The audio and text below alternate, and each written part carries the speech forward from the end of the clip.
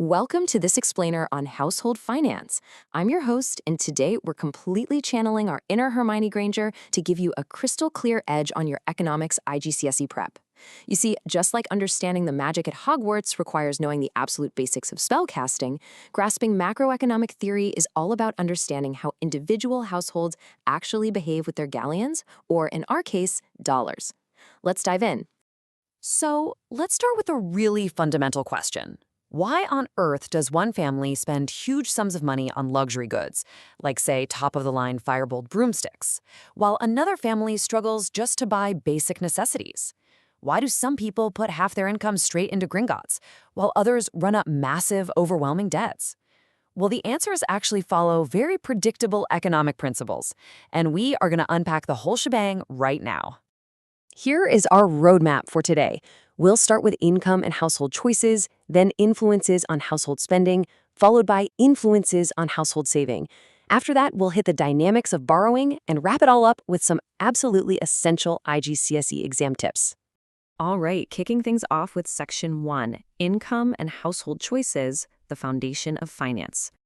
Okay, so every single financial choice you make starts with your disposable income. Now, a really common mistake is thinking of your income as just your raw salary, but disposable income is the actual money a household literally has left in their pockets to spend or save after government income taxes are deducted and after any state benefits are received. Think of it this way. If the Ministry of Magic, or, your local government, raises taxes, your disposable income drops. This number right here is your absolute starting line. Moving right along to Section 2, Influences on Household Spending, where the money goes. You really have to look at the difference between the amount spent and the proportion spent. Consider a top Italian footballer earning $80,000 a week compared to an unemployed person receiving $120 a week in state benefits. The footballer, kind of like a wealthy Malfoy, spends a much larger total amount of money, but the unemployed person is likely spending 100% of their total income just to survive on absolute basic necessities like food and shelter. As wealth increases, total spending goes up for sure, but the actual percentage of income spent tends to drop. But hey, beyond just income, spending is heavily influenced by a whole web of factors. Think about accumulated wealth. If the value of your house suddenly skyrockets, you feel richer, so you open your wallet. And confidence, it's practically magic here. Optimism about a big work promotion means more spending, while fear of an economic dementor like a looming recession completely shuts it down. Even cultural attitudes play a massive role. Some societies really value flashy lifestyles, while others are culturally conditioned to be a lot more frugal. All right, Section 3, Influences on Household Saving, Preparing for the Future. As you can see, there is a clear mathematical relationship between saving and disposable income. When income is very low, households literally can't afford to save. To buy basic food and shelter, they actually have to spend more than they earn by borrowing or by draining their old bank accounts at Gringotts.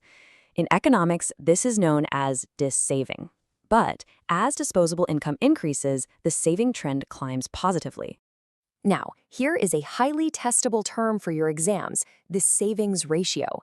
This doesn't just look at the raw dollars saved. It measures the exact percentage or proportion of total household disposable income that is tucked away rather than spent. Economists use this ratio constantly to compare how different countries or different demographics prepare for the future. Notice how saving isn't just about how much you earn, it is highly dependent on where you are in life. The age structure of a population is vital here. Young people and retired folks tend to save very little or actively dissave. It's the middle-aged workers who are at their peak earning potential, vigorously squirreling money away for retirement.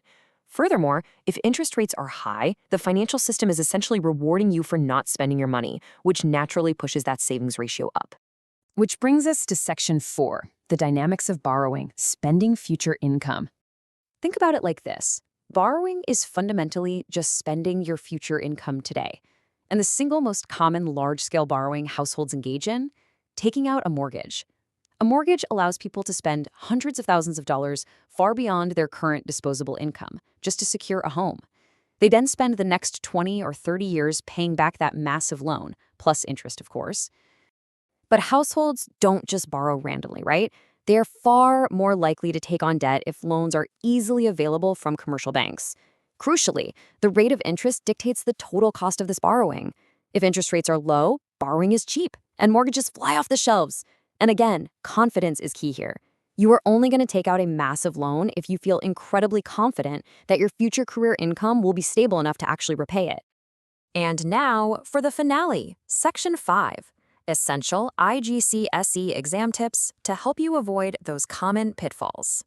Your textbook explicitly warns against this trap, and let me tell you, examiners absolutely love to test it.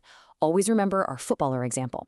A rich person spends a larger total dollar amount, absolutely, but they usually spend a much smaller proportion or percentage of their total income compared to someone on a low income who might be spending 100% of their money just to survive. Do not mix up amount and proportion in those multiple choice questions. You also absolutely must remember the macro seesaw effect of interest rates. When interest rates rise, the financial reward for leaving your money in the bank goes up, so saving increases. Simultaneously, a high interest rate makes borrowing a lot more expensive, so loans and mortgages drop.